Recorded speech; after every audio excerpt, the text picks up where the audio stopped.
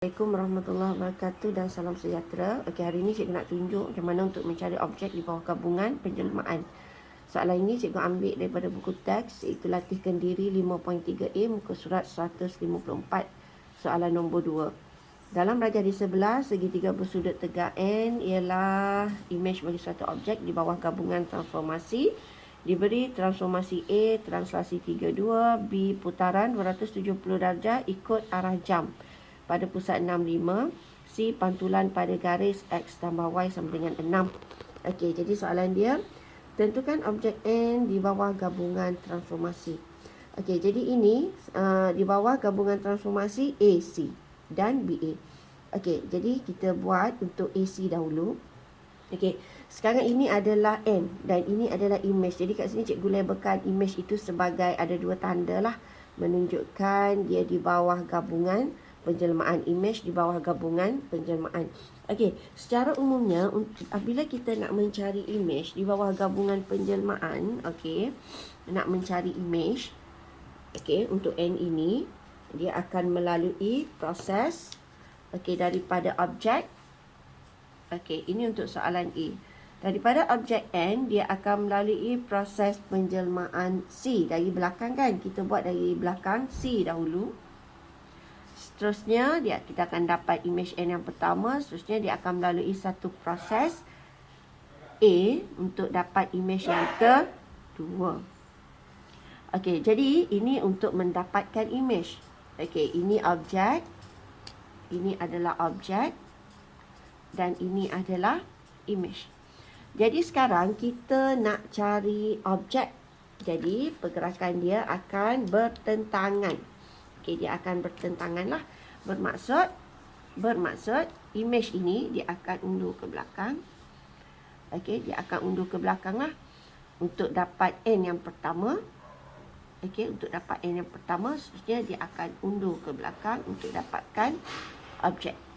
Okey, dari imej. Okey, jadi soalan bagi imej. Okey, imej N2. Ini imej. Bermaksud kita kena buat apa dahulu?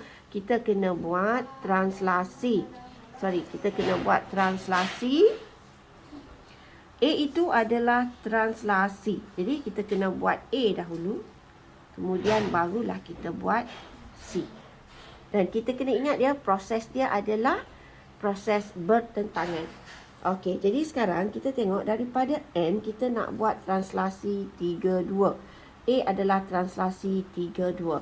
Jadi di sini kita faham bahawa maksud translasi 32, okey, translasi 32 adalah pergerakan 3 unit ke kanan dan 2 unit ke atas. Ini untuk mencari imej. Okey, ini adalah proses biasa translasi. Tapi sekarang kita nak buat proses bertentangan. Daripada sini kita kena buat proses bertentangan. Okey, bertentangan. Okey, bertentangan. Okey, jadi apa berlaku? Dari sini objek, dia ke sini imej. Objek, imej. So pergerakan kita dari imej nak ke objek. So apa yang berlaku? Dia akan turun ke bawah 2, kan? Dia akan bergerak 3 ke kiri. Jadi kat sini kita akan nampak 3 ke kiri. Daripada 3 ni jadi negatif 3. Okey, dan 2 pun bila dia bertentangan, maksudnya dari imej dia akan turun, dia akan bergerak macam tu. Okey, jadi dia akan jadi 3 ke kiri. Okey, dan dia akan bergerak 2 ke bawah. So dia akan jadi bertentangan 2 ke bawah. Okey, jadi kat sini, okey, untuk pergerakan imej translasi, dia akan jadi macam inilah pergerakan dia. So kita kena buat pergerakan dia adalah negatif 3, negatif 2. Okey, jadi kita pilihlah satu titik untuk pergerakan negatif 3. Negatif 3 ni adalah pergerakan kiri atau kanan. Okey, so kita gerakkan dia 1, 2, 3. Dan kita akan gerakkan titik ini 2 ke bawah. 1, 2. Jadi titik ini akan berada di sini. Okey. Jadi bila translasi kita ikut saja. Titik ini di sini, titik ini duduk sebelah dia kan. Kita buat garisan macam tu. Ini turun 2 ke bawah. Dan kita gariskan. Okey, jadi kita akan dapat image yang pertama. Okey, image yang pertama bagi n. Okey, ini adalah image yang pertama bagi n. Seterusnya, okey, ini kita dah dapat lah. Okey, seterusnya kita nak buat C. C itu apa? C itu pantulan. Okey, C adalah pantulan. Okey, untuk pantulan, dia bertentangan atau tidak, dia tidak akan berlaku perubahan. Tiada perubahan berlaku. Dari segi dia punya itulah, perubahan berlaku.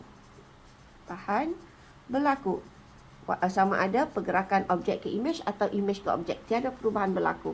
Contoh, kalau garis pantulan di sini, ini objek. Okey. Dan image dia akan di sini dia tegak kan. Okey. Image dia akan berada di sini. Kita lain image.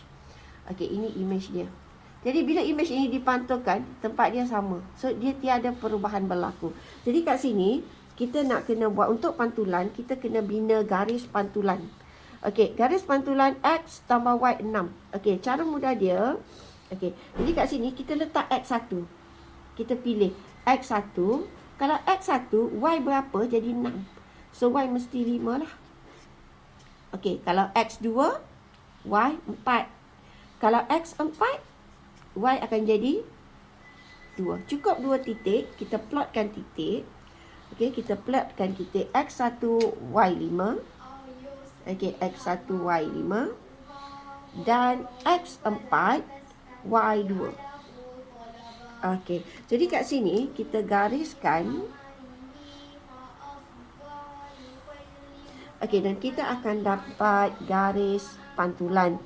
Okey, jadi sekarang kita nak pantulkan ini melalui garis pantulan inilah. Jadi cara yang cikgu ajar, kita letakkan pembaris tegak di atas garis macam ini. Okey, letakkan tegak, pastikan kena titik. Okey, dan kita buat garisan macam ni. Okey, so laluan dia inilah. So ini adalah image, kerana untuk pantulan jarak dia mesti sama. Okey, yang ini pun sama. Kita letakkan pembaris di atas garis pantulan macam ini. Kenakan pada titik. Kita garis. Dia ada satu kotak setengah. Bermaksud satu kotak setengah. Dia akan di situlah. Okey, dan yang ini pun sama. Letakkan dia macam ini. Okey, ini ada dua kotak. So, dua kotak. Kat situlah. Jadi, di sini kita akan dapat objek bagi